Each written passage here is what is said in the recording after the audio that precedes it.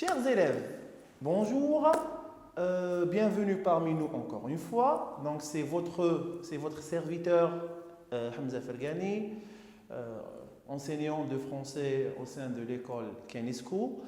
Alors, donc aujourd'hui, nous sommes venus pour vous présenter un cours ou bien une leçon qui concerne les bacheliers, c'est-à-dire ceux qui vont passer le bac. Alors, il s'agit du compte rendu. Alors, donc, avant de commencer l'explication de la leçon, il faut savoir une chose. Le compte rendu est le moyen le plus facile, d'accord? Et le moyen le plus facile pour avoir des notes dans le bac, bien sûr, lors du bac. Alors, bien sûr, si on l'a bien présenté, bien sûr. Alors, donc, aujourd'hui, nous allons vous présenter la bonne manière de la rédaction d'un bon compte rendu. Alors, donc, commençons par sa composition. Alors, le compte rendu se compose de 3 parties. Nous avons l'introduction, le développement et la conclusion. Alors, commençons par l'introduction. Alors, il faut savoir que tous les types... il faut savoir que tous les textes dans toutes les langues se composent de 3 parties. Introduction, développement et conclusion. Alors, pour le compte rendu, on commence par l'introduction. On commence par contextualiser le texte. C'est-à-dire mettre le texte dans son contexte. Autrement dit, mettre le texte dans son cadre. D'accord? Alors, donc, certainement, vous vous posez la question, comment peut-on mettre le texte dans un cadre? Alors, commençons d'abord, on cite le titre. On cite le titre, donc l'intitulé du texte. Après, on cite le nom de l'auteur. Par la suite, la date et la maison d'édition. C'est très important, ou bien l'année d'édition. Les deux sont corrects. Après, la nature du texte. Alors, cela veut dire quoi? Donc, la nature du texte, on dit, est-ce que le texte est extrait d'un roman, est extrait d'un poème, est extrait d'un journal, d'un site internet ou bien d'un magazine? D'accord? Après, et bien sûr, s'il s'agit d'un livre, on cite la maison d'édition. D'accord? Après, on cite l'idée générale, c'est-à-dire de quoi parle le texte d'une façon générale, d'une façon globale. Après tout cela, on passe à la composition du texte, ou bien, entre parenthèses, le nombre de paragraphes, c'est-à-dire de combien de paragraphes se compose le texte. Alors, l'introduction s'écrit ainsi. Donc, je vais vous présenter un spécimen. Donc, on va dire, par exemple, le texte intitulé, et on donne le titre, écrit par, on cite le nom de l'auteur, il est publié c'est-à-dire la date, l'année ou bien la date d'édition. Après, au sein de la maison d'édition et par la suite, on cite la maison d'édition. Point. Après, on dit par la suite, ce passage, pour ne pas répéter ce texte, ce passage est un poème, par exemple, est extrait d'un journal, est extrait d'un magazine, est extrait d'un site internet. C'est-à-dire la nature du texte, de quoi il s'agit en fait. Après, on cite l'idée générale de cette manière-ci. On va dire, le texte évoque ou bien parle de tel sujet. Par la suite, bien sûr, on met un point final. On passe à la composition de texte, c'est-à-dire le nombre de paragraphes. On va dire, il se compose de, par exemple, 4 paragraphes, à titre d'exemple. Maintenant, dames et messieurs, on va passer à la deuxième partie qui est le développement. Alors, le développement, qu'est-ce qu'on va faire dans le développement? On va rapporter les idées de l'auteur tout en écrivant ou bien tout en conjuguant les verbes à la 3e personne du singulier, il. C'est-à-dire, on ne va jamais employer ni le je oui, voilà, pardon, ni le je, ni le nous.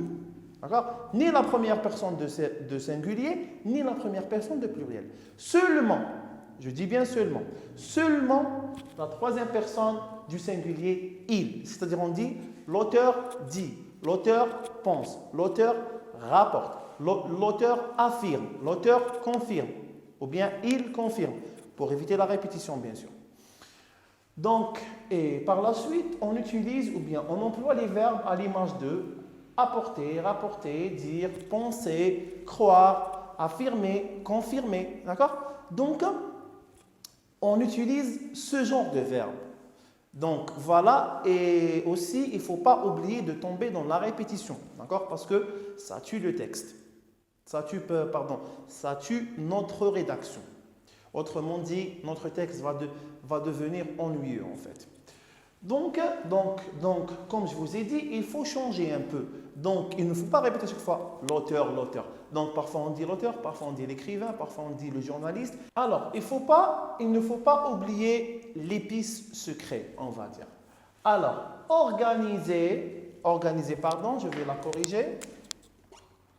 Organiser le compte-rendu avec les connecteurs d'énumération. C'est-à-dire, on emploie, il ne faut pas d'abord, ensuite, enfin, par la suite, après. D'accord? Donc, tout dépend du nombre d'idées qu'on a. Par exemple, nous avons 5 idées, on va dire. Pour la première, je vais mettre d'abord, la deuxième après, la troisième ensuite, la quatrième par la suite et la cinquième, c'est enfin, par exemple. Donc, comme je peux aussi employer, par exemple, en première position, en deuxième position, en troisième position, et ainsi de suite. Donc, il est très important. Alors, donc, après avoir organisé, c'est-à-dire mes idées, parce qu'en fait, dans le compte rendu, qu'est-ce qu'on va faire? Nous n'allons que rapporter les idées de l'auteur, en fait. On ne va pas s'impliquer dedans. Après, on passe à la conclusion. Conclusion, c'est la fin du verbe conclure, veut dire terminer, finir. Alors, donc, dans la conclusion, nous avons deux types de compte rendu. D'accord? Nous avons le compte rendu objectif et le compte rendu critique. Donc, le compte rendu objectif, généralement, on le pose pour les scientifiques, pour les maths LM, pour les maths techniques, pour les gestions économiques et philosophie et lettres arabes. Tandis que le compte rendu critique est réservé pour la filière des langues étrangères.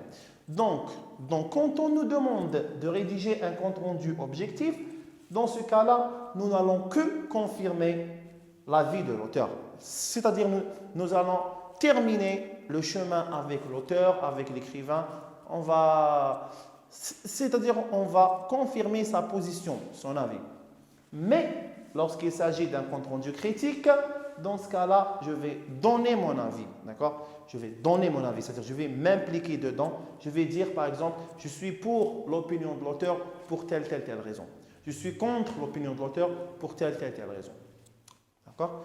Alors, et pour conclure notre leçon, j'aimerais bien vous donner quelques astuces, bien sûr, qui vont vous aider à mieux écrire ou bien à mieux rédiger votre compte rendu. Alors, la première des choses, s'il vous plaît, veuillez écrire des phrases courtes et simples, s'il vous plaît.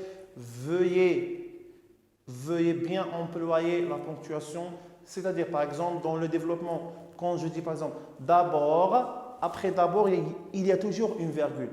D'accord? C'est très important. D'accord? Bon, certes, ce sont des petits détails, mais ils sont si importants et ainsi, de cette manière, vous allez gagner ou bien avoir des points pratiquement gratuitement si vous arrivez à réaliser un compte rendu pareil. Alors, et vers la fin, je ne peux que vous souhaiter une bonne chance dans vos examens, dans le bac et j'espère vous revoir dans un plus tôt, Inch'Allah.